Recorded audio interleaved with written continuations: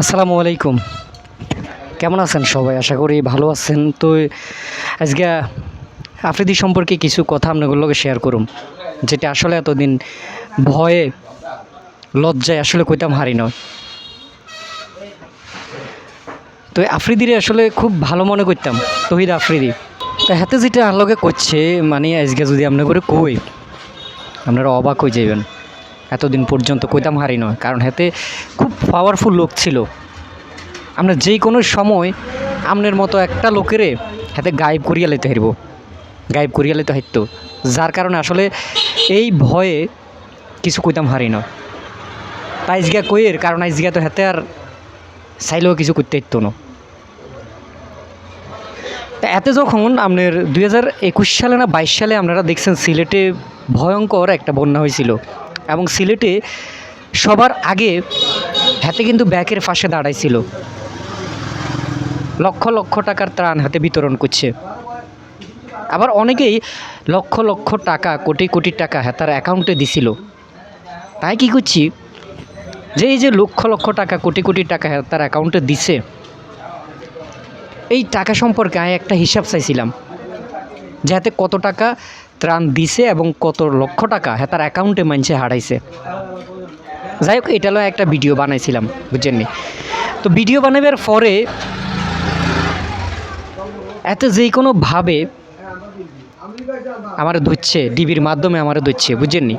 ধরে নি আমার ডিবি কার্যালয়ে, মানে আমার সাথে যা করছে, আমার যে অত্যাচার আমার উপরে করছিল, আমি তার কাছে মাফ পর্যন্ত চাইছিলাম, সে আমার মাফ করে নয়। সর্বশেষ 7 থেকে 8 দিন আমার কারাগারে রাখি, আপনার ডিবি কার্যালয়ে রাখি।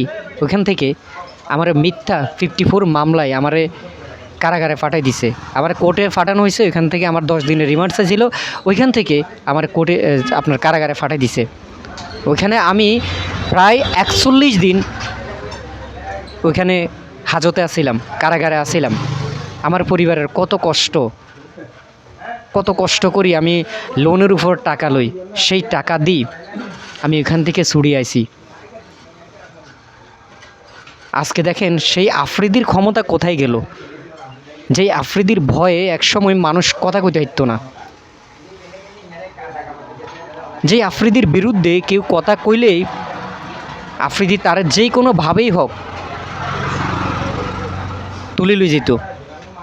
যে আফ্রিদি একটা মানুষের তুলি লই যায় তার অফিসে, এবং হারুনের সাথে হাত মিলাই যেই পরিমাণ নির্যাতন করতো, এটা যদি আপনারা দেখতেন তাহলে আপনারা বিশ্বাস করতেন। যাই হোক, আজকে হাতে কিন্তু গ্রেপ্তার হয়েছে, আজকে হাতে কিন্তু আর চাইলেও তার ক্ষমতা আর ব্যবহার করতে হতো না। তো এরকম অনেক গল্প এখন আপনারা দেখবেন, আপনারা শুনবেন। এখন অনেকেই কিন্তু নিজের মতো করে এখন এই যে গল্পগুলো এখন তৈরি করব, বুঝেননি? তহিদ আফ্রিদি সম্পর্কে মানে এখন যেটা জানে না ওইটাও কইব। তহিদ আফ্রিদি সম্পর্কে এখন তহিদ আফ্রিদির বিরুদ্ধে অনেক কথা কইব। আর বিশেষ করে যে রাহি ছেলেটা নোয়াখালীর, এটা তো তহিদ আফ্রিদিরে ধরাই দিয়েছে, অনেকেই কইতেছে। তো এটা তো ভালো কাজই করছে, একজন দেশদ্রোহী একজন অপরাধীরে ধরাই দিছে। এখানে আপনার যে এখন অনেকেই বলেন যে নোয়াখালীর যে বন্ধু বান্ধব থেকে নোয়াখালীরা কখনো বন্ধু হইতে পারে না, এগুলো তো একজন দেশদ্রোহীরে ধরাই দিছে, একজন অপরাধীরে ধরাই দিছে। এটা তো সে ভালো কাজ করছে। তো যাই হোক, আরও অনেক ভিডিও আপনারা দেখবেন, অনেক ভিডিও আমরা দেখুম যে তহিদ আফ্রিদি সম্পর্কে অনেক ভিডিও এখন আপনার সামনের দিকে আইব। আমরা অপেক্ষায় রইলাম যে কে কীরকমভাবে ঘটনাগুলো সাজাইতে পারে। আমরা অপেক্ষায় রইলাম, দেখার অপেক্ষায় রইলাম। ধন্যবাদ।